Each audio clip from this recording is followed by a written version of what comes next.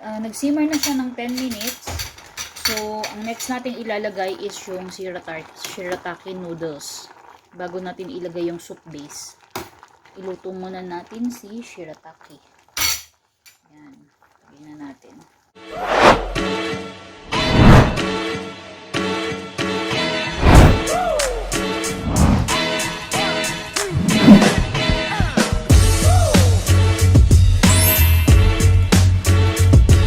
Hello guys! Welcome back to my channel! It's me again, and today may share ako sa inyong low carb recipe, and ang main ingredient niya is shrimp and shirataki plus black fungus, and lalagyan natin siya ng tom yum soup base. So I call it tom yum shirataki shrimp with mushroom. So tara, panoorin nyo ako habang ako'y nagluluto ng ating tom yum soup. See you later guys! Sa ating mga ingredients, kailangan natin ng medium size na shrimps or prawn. Maybe it's around 15 to 20 pieces. Tom yum Thai instant soup base. So nabili ko to sa Carrefour, Marina Mall, para hindi na ako mamang-problemang gumawa ng soup base. And lalagyan ko rin siya ng shirataki white yum noodles substitute. So instead na rice noodles ang ilalagay ko, or egg noodles, ang ilalagay ko na lang is white yum noodles substitute kasi naglo-low carb diet ako. And itong black fungus. Pero lilinisin pa natin to, isusok pa natin itong black fungus sa water with the baking soda at huhugasan natin before natin siyang iluto. So yan yung mga simple ingredients para sa ating tom yum shrimp shirataki mushroom soup.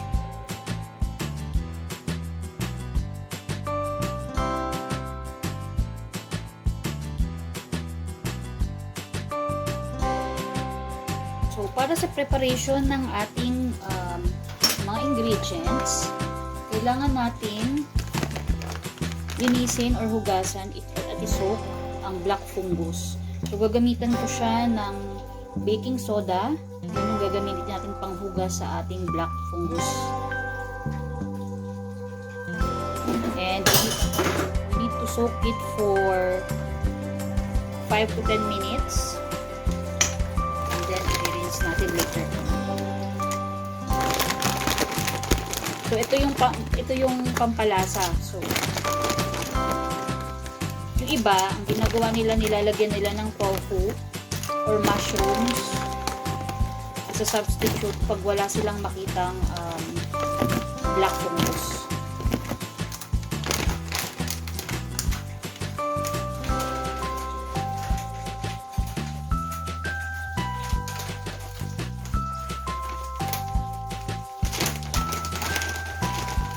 Dagang ko pa siya kasi masarap siya. Ito yung tinatawag sa ating tengang daga. Yan. Sa Tagalog, ang Tagalog ng black fungus is tengang daga. Tenga ng daga. And usually tumutubo to sa mga dry foods.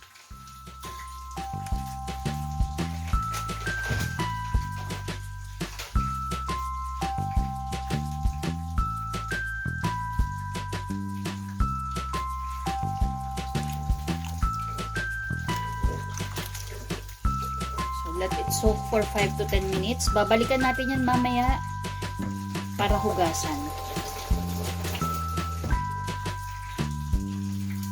So guys, balikan na natin siya. After soaking for 5-10 minutes, ito na yung itsura niya. Lumambot na siya. And kailangan natin siya linisin ng maigi.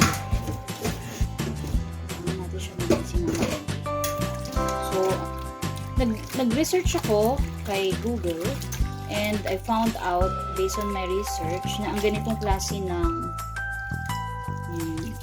black fungus is high in antioxidant. So maganda siya para sa ating katawan.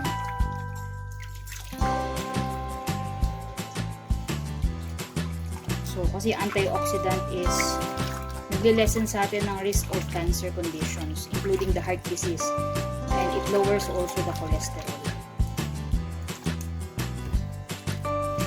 And guys, itong black fungus pala is good for the gut and immune health. Kasi ano siya, prebiotic siya. So, it's a type of fiber na nagpi-feed ng gut. Nagpi-feed sa gut natin. And friendly siya. May friendly bacteria. Yung nagpi-feed siya ng mga friendly bacteria sa ating digestive system.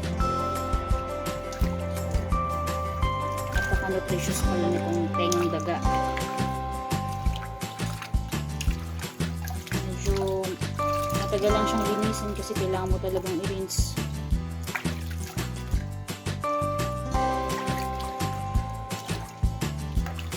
So, napansin ko lang dito sa black fungus, nung dried pa siya, yung size niya is small lang. Tapos nung binabad natin siya, nag-expand yung size niya.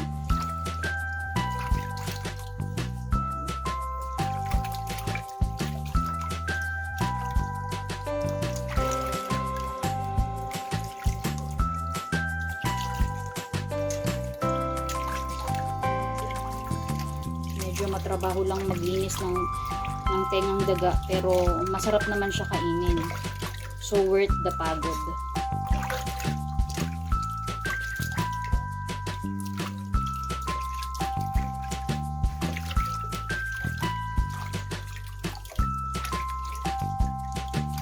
Napakaganda talagang panlinis nitong baking soda kasi kita nyo, oh, yung pinaghugasan niya is napaka-dark.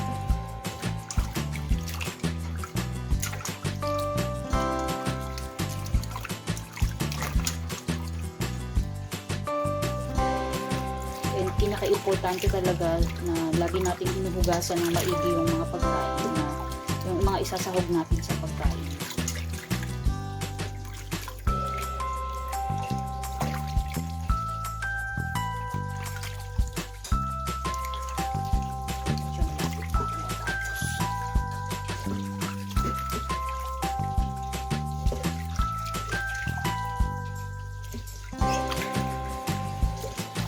Ayan siya.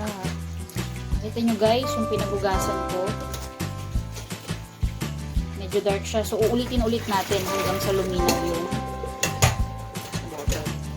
Siguro mga pangatlong rinse, okay na siya. Medyo tiyaga lang talaga. Ganun talaga eh. Pagka gusto mo siyang kainin, kahit mahirap lutuin or kahit mahirap i-prepare, pag gusto mo siyang kainin, pagtsatsagaan mo siyang gawin.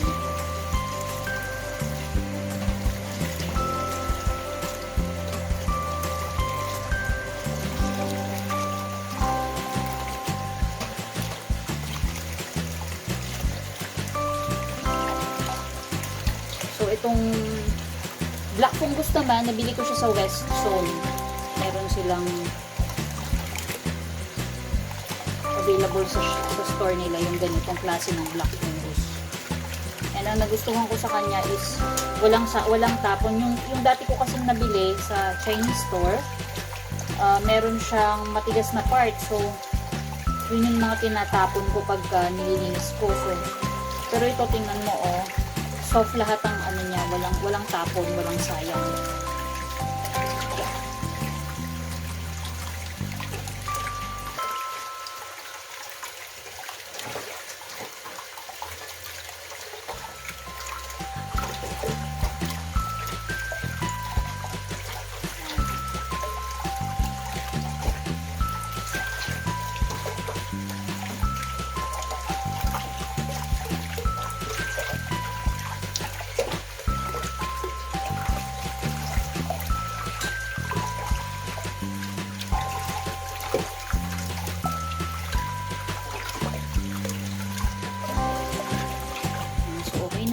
Kailangan lang natin i-drain.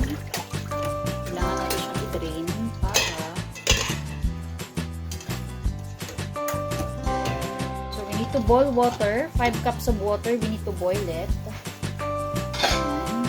Pag nag-boil na siya, lagay na natin yung 4 the water is boiling, we need to put the shrimps.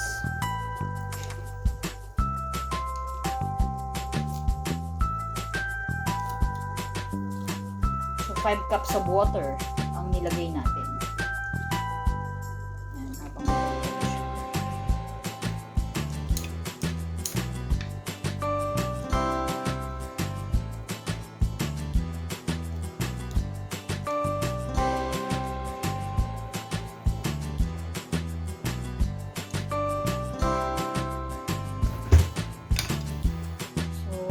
already boiled for 5-10 minutes. Pwede rin natin ilagay yung ating noodles.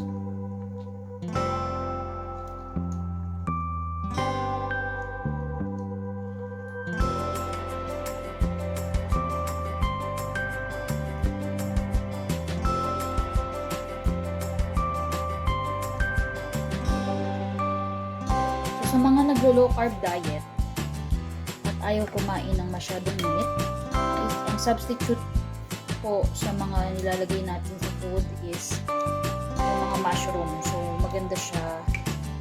Kung ayaw nyo pong kumain ng meat, maganda siya as an alternative. Mushroom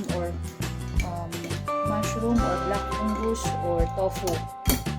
So, pwede natin siyang gawin as meat substitute. So, for me, ang main ingredient lang na nilagay ko rito is hipon and black fungus.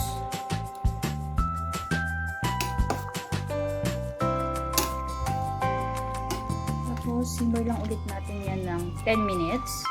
Then, ilalagay na natin yung powder. Tom Yum.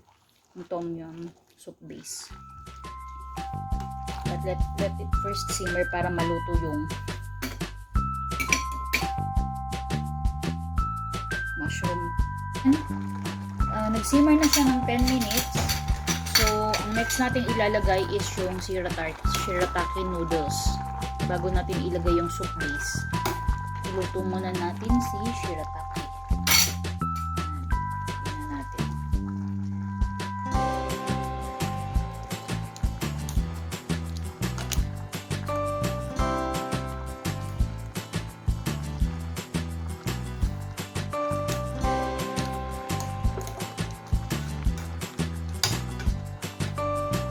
So, all of the ingredients na ginamit ko is good for low carb diet.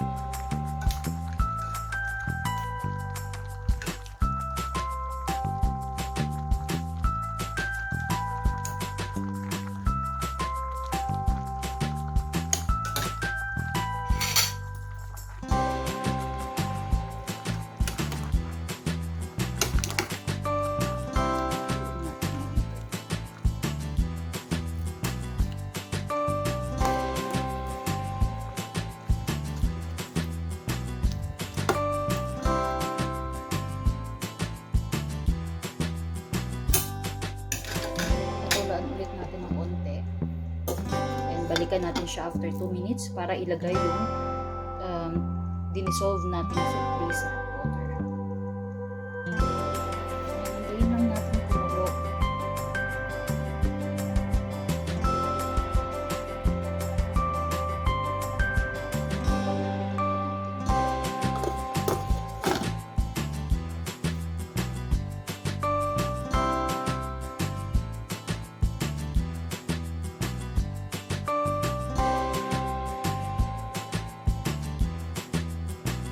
Guys, after 5-10 minutes, ilagay na natin yung tinunaw nating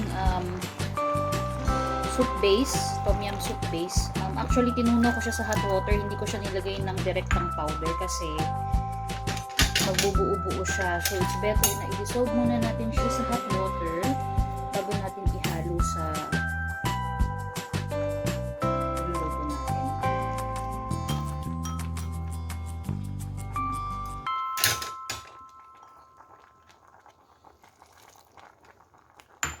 So, in 2 minutes, pwede na siyang i-serve.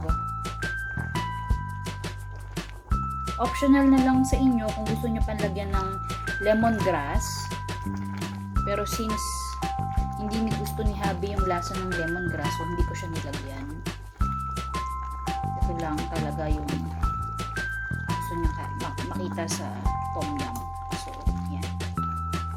Pwede na siyang i-serve after 1 minute. So, yan guys.